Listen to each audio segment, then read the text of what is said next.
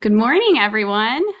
Hello and welcome to our Black Friday and Cyber Monday Unpacked event. I'm Brittany Barron. I lead our product marketing team here at ShipBob, and I'm really excited to kick off today's event. We'll get started with our first session in a couple of minutes and introduce our special guest very soon. But as y'all are joining, please drop into the chat where you're tuning in from. We'd always love to see where folks are all across the world at these events. And we've got a great group joining us today. I'm very excited for our sessions today. We have a huge group of brand operators, tech experts, ShipBobbers, ShipBob partners here to share a breakdown of Cyber Week this year and trends that we can anticipate for 2025. I know we're still in the thick of the holiday season, but we've got a lot of great insights based on what we've seen from this Turkey 5 in 2024. A few housekeeping items before we get started. We will be giving away some awesome prizes to attendees. You've got to ask questions throughout the day, so stay active in the chat, and we'll be announcing those winners throughout the day. We've got a lot of great prizes that I'm sure folks will love. If you have any questions for our speakers after the session, you can head over to virtual booth tabs to connect with them. They will also have some special offers and discounts that you won't want to miss. So with all of that said, we are here for this main event kicking off today's series of sessions. I'm so excited to present our keynote session with our friends at Tonies. I'm excited to introduce y'all to Jessica Cedarleaf. She is the VP of Operations at Tonies, joining us today. Jessica, if you want to say hi real quick. Hi, everyone. Awesome. And just for a little bit of background, Tonies has partnered with ShipBob since 2021 when they were expanding from Germany into the US market. We've seen a lot of growth together over the years, and very excited to dig into all of your learnings, Jessica, and hear about your expertise and experience at Tonies. So with that said, let's start at the beginning. How did Tonies come to life, and what inspired you to join the Tonies team? I actually, luckily, was very lucky to get the role that I have. I was a reference for somebody that was applying for Tonies. And I met with the recruiter. I had my kitties in the car. They were whining. But I had worked with this VP of sales at a previous company. And at the end of it, he just said, hey, I don't want to be weird. I don't want to make you uncomfortable, but we're looking for somebody to run operations with your experience. Is it something you'd be interested in? And I just kind of was like, oh, yeah, maybe just send me the job application or the job so I can look at it. And then from there, that's what happened. And then they hadn't even posted the role, and I started, and that's what happened. So it was just by chance, a lucky chance. Sometimes it works out that way. That's a great story. So you came into Tonies, like what was it like when you came in as this leading operations? What are some of the things that you ran into or changes you made as you joined the team? So I joined December 15th, 2 years ago. So right at the tail end of Black Friday, there were many, many challenges, systematic challenges. We didn't have inventory in the right place at the right time. I think 95% of our orders were shipping split shipments. We just were not set up for the growth that we had expected, not as far as the team went or system-wise. And we didn't know what we didn't know because we were so new. So there was a ton of challenges. My team was doing a ton of manual work, which, as everybody knows, is frankly a waste of time. So really just coming in, I just watched the mess. It was a mess. I'm not going to lie. For that Black Friday, we made it through. We have exponential growth, as everybody knows, if you know anything about Tonies. But it was hard, really, really hard. And it just didn't need to be that hard.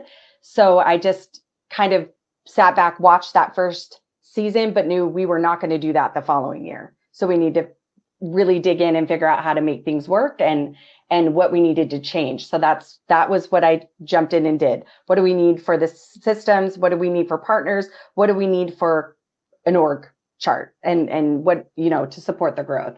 And that's what I jumped in and pretty much changed everything right away. We kind of broke the team up, really worked with ShipBob on what do we need to do to make this better? What are the programs that they offer that can make it easier? As most of you know, if you work with ShipBob, your guys' systems and what you built and your algorithms are fantastic. And so we really leaned on the team to help us make some really good changes for the following 2 years now. Awesome to hear. Yeah, I think when we chatted before, it seemed like getting rid of the manual processes was super top of mind. I think anyone here can attest to that. Yeah. What a relief to automate anything. And then in terms of like inventory distribution or getting closer to your customers to match that demand and get orders to them more cheaply and faster. Can you talk me through some of the challenges that y'all had there and how you've been thinking about them now, kind of 2 years later? Yeah, so we were only in 2 locations at that time with ShipBob, and that worked, I guess, for the beginning. And then the biggest reason why they did that was to minimize those split shipments and really to be able to understand, what the business was doing and try to ship as effectively as possible. When it came down to it, it really wasn't about the locations. It was really trying to figure out where do our orders come from and where do most of them ship from. And we were on the East Coast and the West Coast, and 46% to 50% of all of our orders were going to the middle of the country. So the first thing we did was add additional locations, which has been really successful for us. We joined the IPP program, and we did it once, and we didn't really understand it well enough, and it didn't really quite work. So we stopped for, I think, a couple months, and then regrouped at the new year last year and really worked with ShipBob to understand what does it do, understand kind of the process and the algorithms that are used to place the inventory. And we're very hands-on. We just don't let it do its thing. We actually evaluate it before we do that. And we've worked with ShipBob to do that, and it has been instrumental in our success. We've reduced our shipping costs. Customers are getting things a lot quicker than they have. And to be honest, I can hire 10 people, but the algorithms that have been developed are quicker and smarter than any human's going to be in that time frame. So it's actually been really, really great. And I think it's taught the team also about allocation and things as well. So it's been a win-win on both sides. That's awesome to hear. And for folks listening that aren't as familiar with ShipBob, IPP is our inventory placement program that helps you distribute your inventory across multiple fulfillment centers so that you are reducing the zones that the orders are traveling, and so saving you money getting orders to your customers faster. And it can be challenging when you've got, a pretty big book of SKUs or products, which y'all do have, and you've got a lot of orders with many products in them too. So splitting can be a risk, but sounds like you are set up for success, and hopefully it made this year's peak run a lot more smoothly because you were set up this way. So awesome to hear. And we actually have not had any issues this year at all. ShipBob has been a blessing. We've had some challenges on our other side of the business, the major wholesale side. So we have been very happy this year with the fact that it was pretty much hands off besides of our own system issues. But it's been a much smoother season so far with our e-com business. That's great to hear. And we'll maybe we can help you out with some of the streamlining of the other systems. And we are doing that. So we're very excited about that opportunity for you guys and for us on the wholesale side. Very cool. Well, since everyone here today and the main theme is about Black Friday, Cyber Monday, just want to hear how are things going with Tonies? I know it's gone smoothly with ShipBob, but how was the holiday weekend for y'all, or Turkey 5? I know we've had folks like our VP of Demand Gen was packing Tonies orders late last week, just countless orders. But yeah, tell me more about how this year has gone for the team. It's been crazy, as every Q4 is. It's funny because we prep and prep and prep, and we start prepping for Q4 in February. We have a just ops leadership conference, and then we have a full ops team offsite because we're fully remote in April. And that's all we prep pretty much for Q4. We do 60% of our business in Q4. It's a huge heavy lift for all of you and all of us. This year has been smoother. We upgraded our ERP last year. We're implementing a planning software. So we're doing all these things to scale. This year has been insane, as always, and we've doubled our revenue year over year. So the volume's been huge. We had 50,000 orders, I think, in X amount of hours the first day. I've watched it. It's insane at the volume of orders. We've had to stop flows. We had, I think we have 200,000 orders from Amazon that we haven't even inputted the invoices yet because it was bogging down the system. We wanted all of our e-com orders to go to Tonies so that you guys could fulfill them. So we've had to do some things that are challenges on the back end for month-end close and things, but we've done everything we can to keep the orders flowing because you guys staff to our, our projections. And then when we can't get you orders, that the staff is just waiting for us. So we've had to stop with the flows and do some uploading and things. The best part about this year is it did not go as smooth as we would hope, but we learned from last year and we had backup plans in place that have made it so that we have been able to seamlessly keep running the business. My boss is the GM of the company. I said, I'm really disappointed. It's not as smooth as we thought. We upgraded our ERP. We went to API connections. This is supposed to be quick and simple and easy, and it hasn't been. And he said, it's fine. I didn't even know we had a hiccup. So it's been a little tough for us, but nothing was affected like as the business. Nobody even knew that my team was dying on the other side.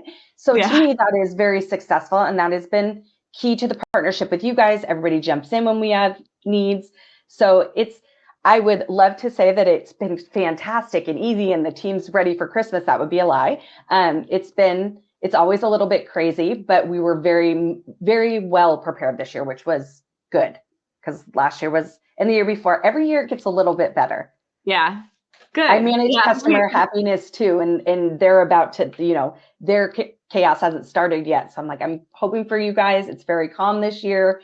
We have not had a lot of order questions. Having the additional locations and people being able to get their product a lot quicker has reduced our customer happiness tickets by a huge percentage. So that's also been fantastic.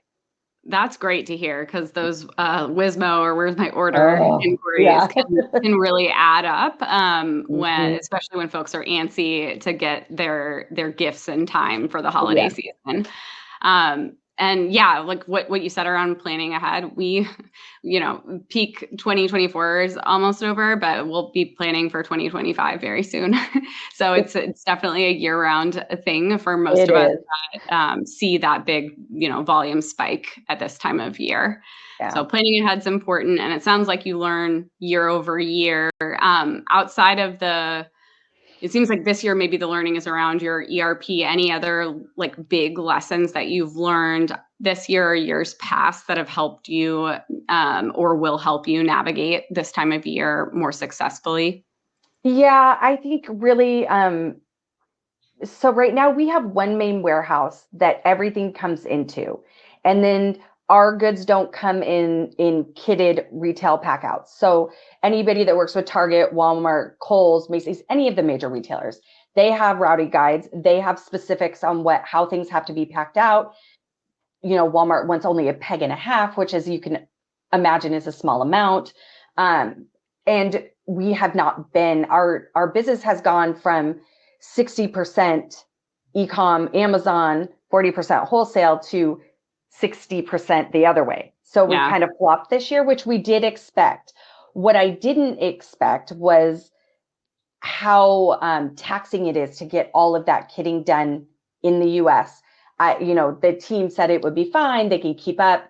It's not. They're running 2 shifts, weekends, everything. Next year, I think being more prepared, I'm moving all the packing and kitting upstream, which is huge. As everybody knows, the longer your inventory sits in your warehouse at ShipBob or any other warehouse that you're working with, your cash is tied up. So if you can quickly turn your inventory into cash, That's the whole main point. So really trying to cut those lead times down and build flexibility to get sellable goods that immediately hit my floor and I can sell them. No one has to touch them, has been a huge part of what we have an initiative for next year. With you guys, we've kind of handed you over some of our wholesale business to take the load off the other warehouse, which has gone seamless, which has been fantastic. And we'll slowly let ShipBob take on a little bit more and more of our wholesale business. We were a little bit nervous because you guys were new to it. We were new to it.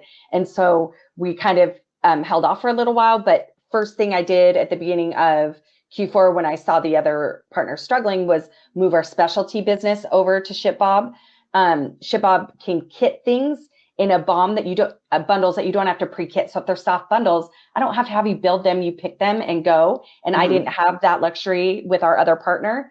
I know we're going to move some drop ship over and probably some of our other smaller wholesale business over to you guys. So really just leaning on our partners that we don't, that really, really we trust and we don't have to worry about is going to be instrumental in next year, because going from where we're at now to 50% more next year, it's just going to be crazy. Yeah, that's a lot. I mean, especially to make that switch from the flip of the 40/60 that you mentioned, you'll be investing so much more into the B2B wholesale side of your business. And that's complex, whether it's, mom and pop might be a little bit easier, but big box retail, everyone's going to have different routing guidelines, requirements, specific kits for specific retailers or combinations of SKUs. And I like what you called out around the flexibility around the bundles. Having your inventory all with one partner, you have more flexibility to do that and use the inventory for all of your channels with a little bit more flexibility. So we are super excited to be partnering more with you as you grow your B2B business next year, and excited to see what we do together. Me too. So excited. And one of the other huge advantages with ShipBob is we can DI from our factory floor loaded containers. So right now shipping, paying one partner to inbound it, put it away, repack it up to ship it to ShipBob. So I'm paying double basically is what I'm doing right now. And being able to utilize that direct import to you guys and you guys being able to offload fuller loaded containers, and then the IPP program will just distribute, will save us 4 weeks, which is just cash, right? That's just cash that you can make quicker.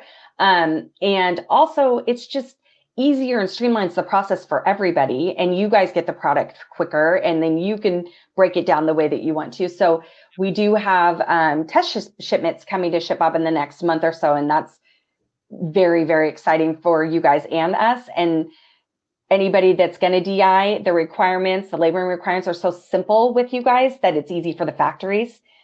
So I'm very, very excited about that launching too.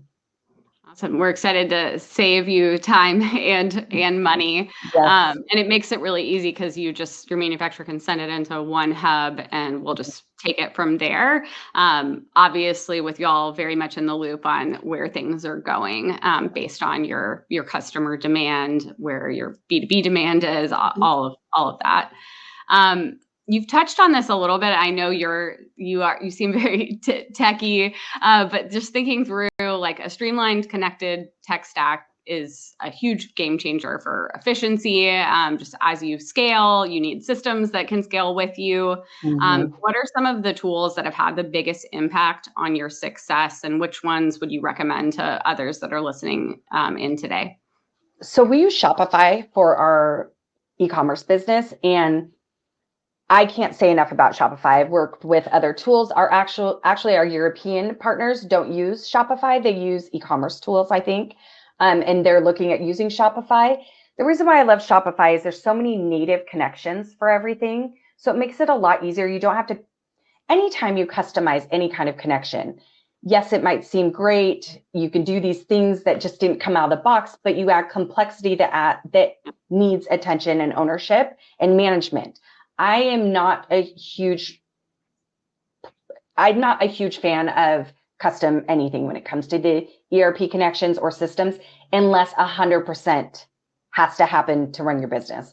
I try to stick with as clean and simple as possible.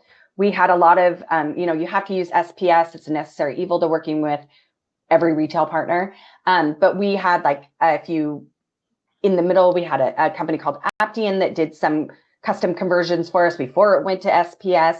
We have cut all of that out and are in the process of streamlining everything. We're looking at direct connecting to Shopify next year and kind of just absorbing the invoices the way that we do for Amazon to take the weight off of our ERP system. We use Business Central from Microsoft, and it's just not robust enough for our business.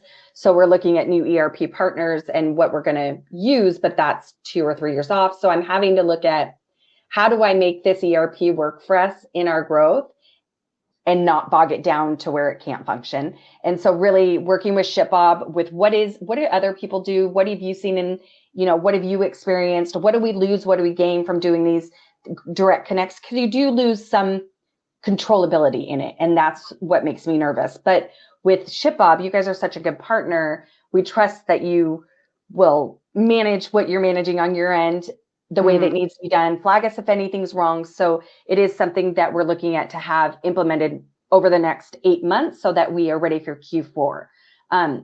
The Business Central just cannot absorb millions and millions of lines of data when we have Black Friday, Cyber Monday, and those things. And it's only going to get bigger and grow. So unfortunately, I have to kind of go around our ERP, which if anybody's in operation, it makes my hair stand up on end. But to make sure that our business is flowing and there's less manual things that need to happen, that's what we're going to do. And we trust ShipBob to kind of lead us on the best way to do that. That's not something I've ever done because to me, the ERP is like the brain of the company. So I like to make sure it owns everything. But in this situation, we're having to do some other creative thinking to make it work. And that's what we're looking at next year to do with you guys as well. Awesome. So you a lot of good takeaways there. I think it's interesting that balance between you need something that scales with you and can handle complexity, but you also need to reduce the complexity and the number of solutions that you use and potential customization. It may seem great, but y'all are a global company. So you need something that is going to be as, streamlined and connected across the globe and not different teams in different regions using a bunch of different things as much as you can, help it. And that's one of our huge initiatives is global business because we've functioned as our own markets forever. And so now we're kind of building this global outlook. And what does that look like? And how do we have standardization across the markets? You can only imagine how hard it is for finance to pull all of the information. We're all in BC, but we're all in our own instances. So none of them are connected. So you can only imagine we all have our own nuances, how difficult that is to pull reporting and get apples to apples. And the other biggest challenge that we've had is planning. How do we plan? What's demand planning? Who owns it? How do we supply plan? Because currently we do intercompany buys, which means I don't place my own POs.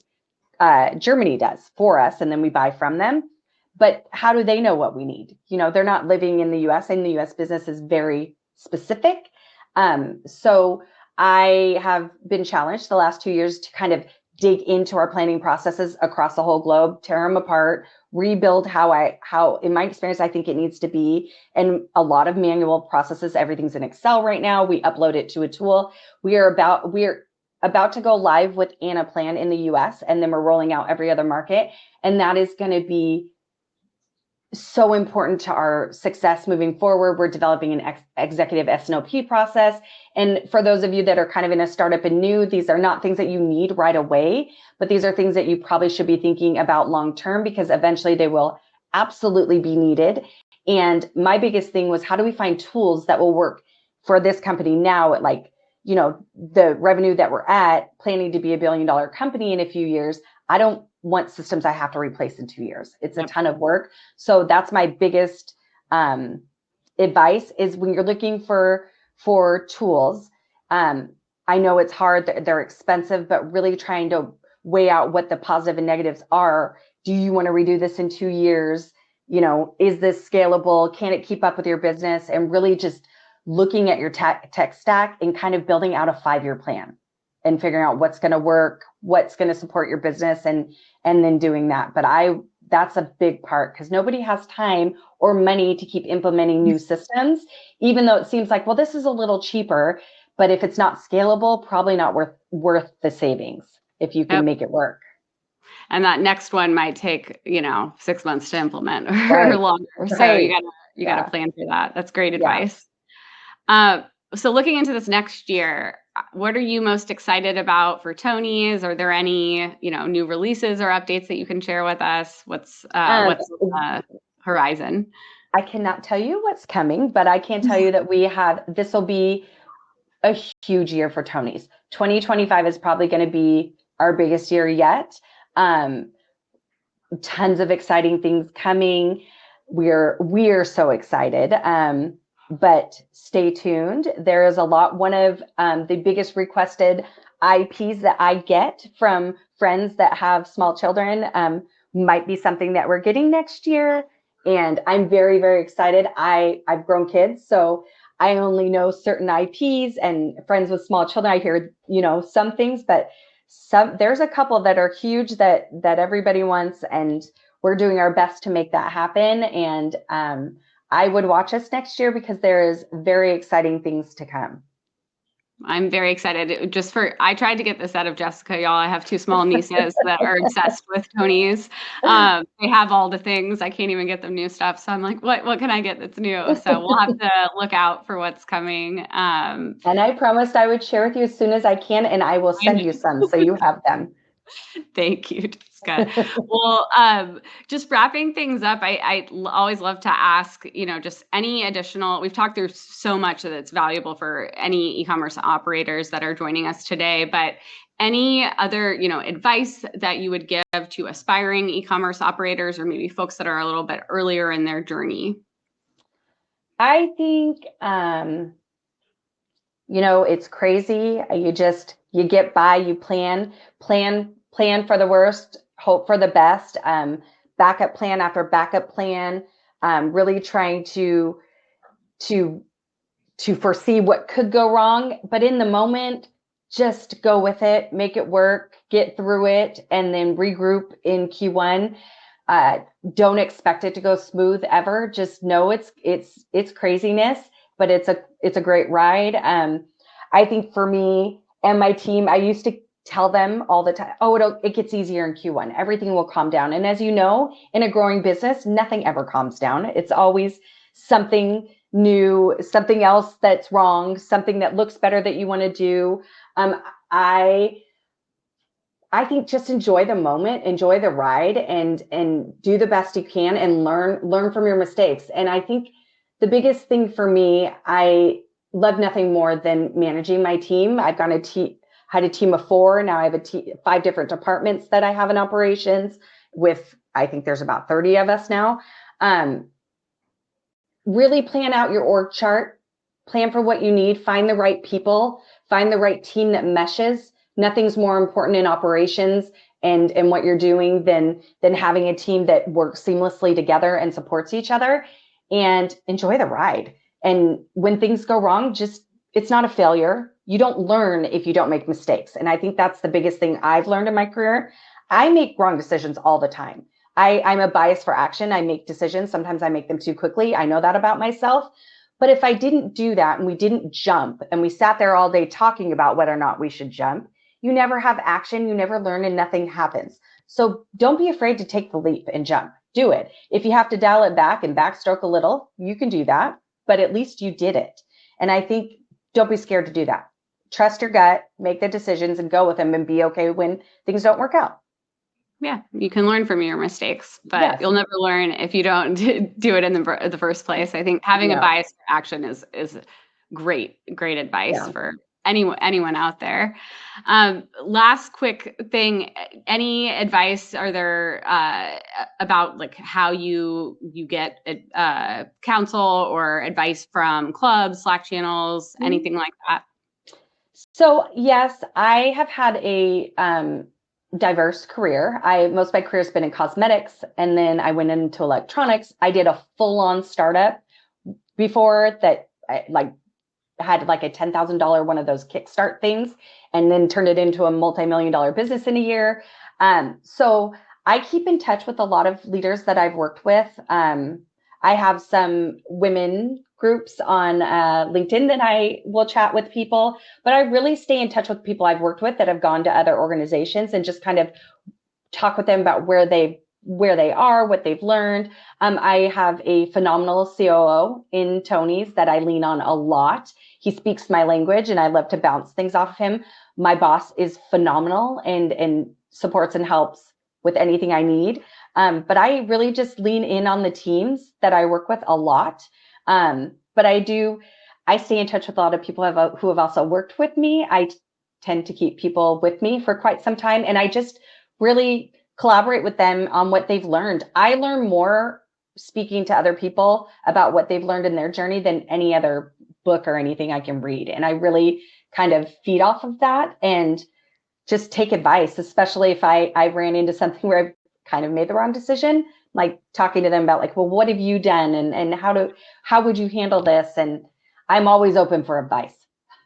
That's awesome. Keep that network, like nurture your network and stay close. Those are the people that will carry you through your career. So that's awesome to hear. Well, I know we went a little bit over. I'm seeing folks in the chat, we got cut off. So for those of y'all that are still there and anyone that joined earlier, thank you so much for joining. And Jessica, this has been awesome. Loved hearing from you today. Such great advice for the team. And we're so grateful to partner with Tonies. So thank you again. We're very grateful to partner with you guys as well. Oh, thanks, Jessica. Thank you. Bye. Enjoy the rest of the sessions, y'all.